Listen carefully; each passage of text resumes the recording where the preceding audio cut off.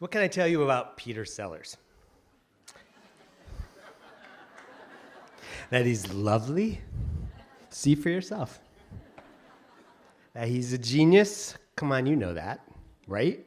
Your mind's probably already been blown, maybe more than once, by his work. And anyway, the facts and figures of his dizzying, inventive, restless, iconoclastic, intense, and passionate creative spirit are all written down in your program. Let me just tell you, then, what happened when I emailed Peter, who was working in California, to ask him if he would consider traveling all the way to the MacDowell Colony to introduce his friend and sometime collaborator, Toni Morrison, because it was the strangest thing. Before I could even hit the send button, he had already said yes. He said yes before I had finished typing the email, before I wrote Dear Peter, before I had even typed in his email address, even before I knew that I was going to ask Peter Sellars to come to MacDowell to introduce his friend Toni Morrison, he had already, years before, said yes. How? Why? Because I believe he's the kind of person who lives by saying yes. And because I further believe he is a true friend. Also, he's kind of magical. Peter Sellars.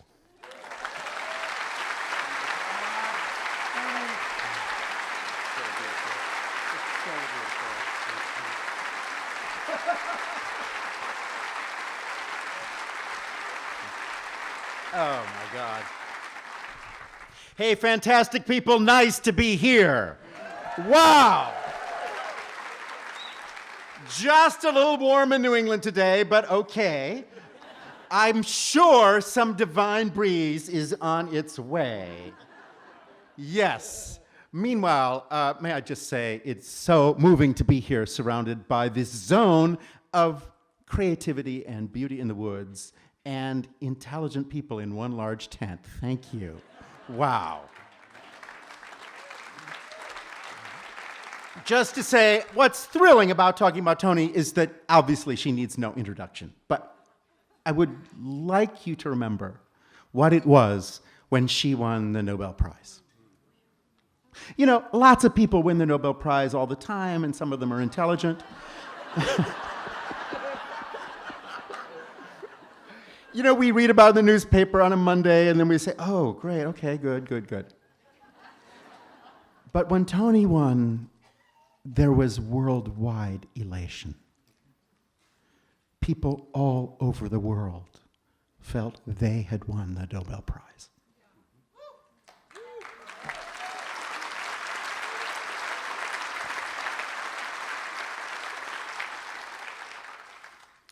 And for me, that's all you hope for from an author, is somebody who we love, but somebody who, in loving them, we actually feel recognized and feel that someone has spoken, finally, words we couldn't form at a time we couldn't stand up and speak.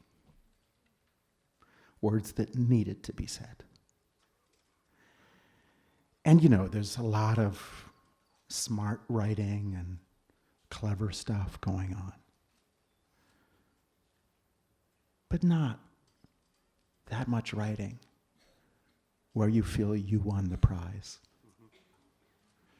Where you feel you needed this book to go through the next week and the next year of your life. Where you feel some giant truth which has never been uttered aloud in public finally resonates across the planet. Done, not crudely, but with wisdom and sheer skill. Just sheer skill. Beauty of craft, sentence after sentence. Saying difficult things in the most beautiful sentences ever written.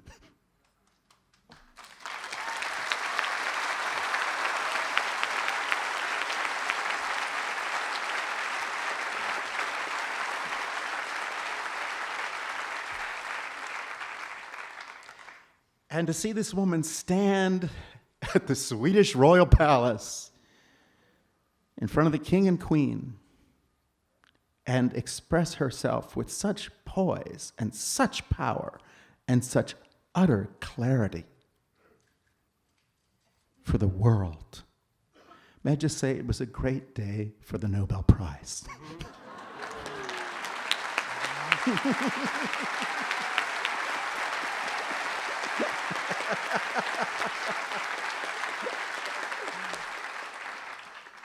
Because in Toni's work, the stakes are high. It's not, oh, I like that book, I didn't like that book. The stakes are the facts of Black Lives Matter.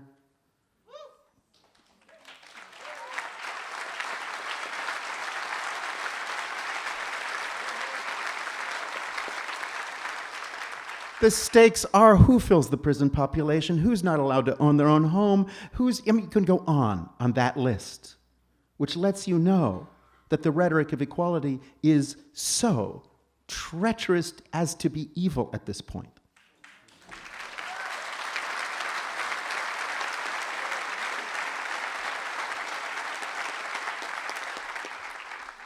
Where the justice system itself now constitutes a crime against humanity.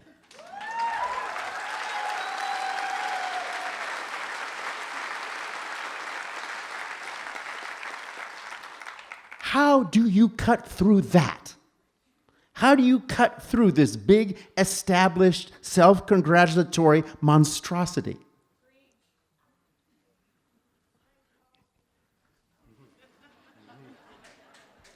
And what does it mean, more powerfully, that juries can't convict from Rodney King to Freddie Gray? What's the problem? We have the video, we have the evidence, we have a destroyed human being.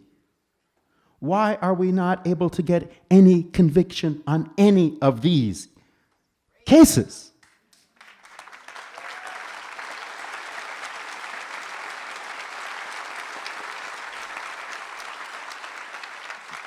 What is the jury's problem with seeing a human being having been hurt? This is why Toni's books, the stakes are high. Can we talk about Black America as human, but also as having a real history, a deep history that will not be glossed over, that cannot be glossed over, and a deep future. Toni moves not in the manner of the court system through the forensics. Her system is called divination and prophecy. How do you come up with the stats on people whose history was never, ever, ever recorded?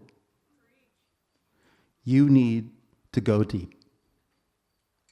You need to go deep, and you need to look into a human being deeply enough that you begin to know who their parents were. You need to find a very, very deep way to listen and be with a human being, so you look in their eyes and you see their past. And you look in their eyes and see their future.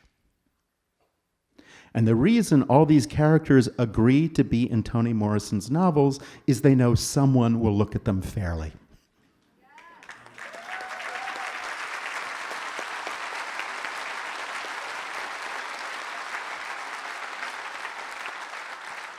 Someone will be interested in who they actually are and what they really think they're doing and what they're struggling with and what they're trying to achieve and who they really wanted to be. And they know that someone is going to actually listen to them and finally let them speak. Now, the powerful thing, of course, we call these lives, which we know from books like Isabel Wilkerson and so on, when you realize what the struggles have been of black people just to do simple and normal things. What I think the Buddhists call spiritual heroes, just because it took something superhuman in order to be human. You had to reach way above and beyond yourself and way deep into yourself because you don't have stuff. Everything you are is what you are carrying with you at this moment. And all the people who made it or didn't make it, who are still inside you.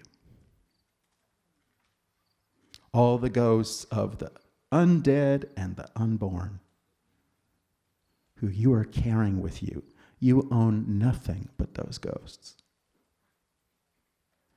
And every minute of every day, you are improvising brilliantly. Brilliantly. Improvisation after improvisation. In the case of Toni Morrison's literature, that takes the form of that brilliant African and African American tradition, which is formal playfulness. She's not telling the story the way you read it in the newspaper. The story is formally dazzling. There's a bunch of stuff she's not going to say. There's a bunch of stuff that goes unmentioned, and a bunch of unmentionable stuff that is mentioned. She is enjoying her riff. And as you're reading her book, you say, oh my, that sentence is for clarinet. That sentence is for saxophone. That sentence is an entire percussion battery.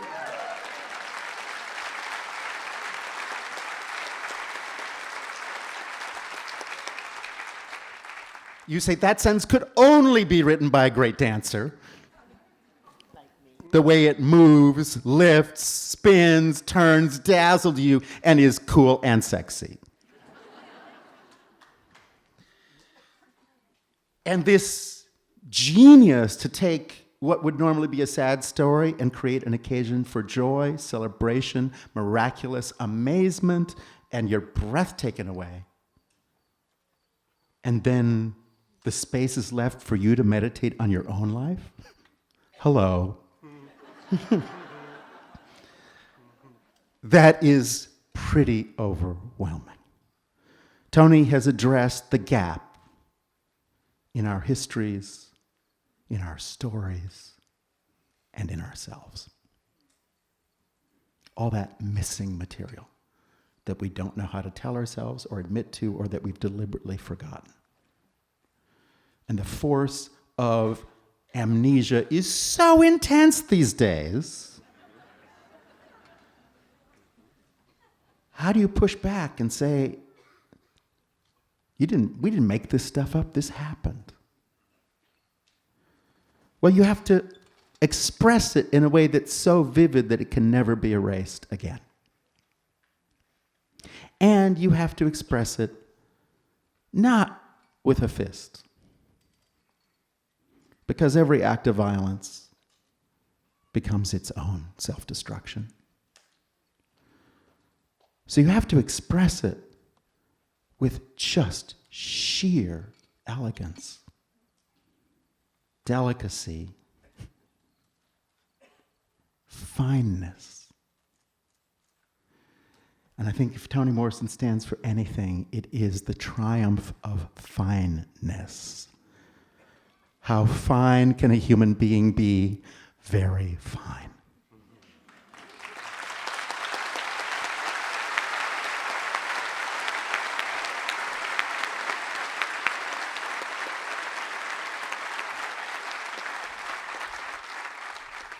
And we respond to these books so deeply because we've all lost something. Something we know, something our mother told us, and we know what's right and we know what's wrong, and we're still participating in what's wrong. And we've lost that crucial part of ourselves every day, when we don't just stand up and do what should have been done a long time ago.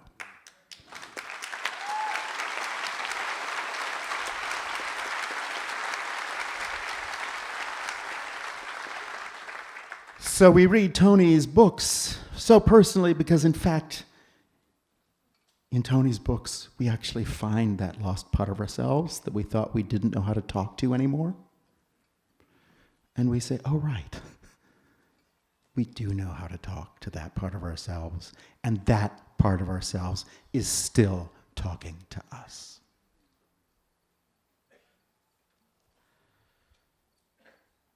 And now, she's given us the example. Let's go out there and create a future as beautiful and fine and radiant and deep as the future we've already imagined.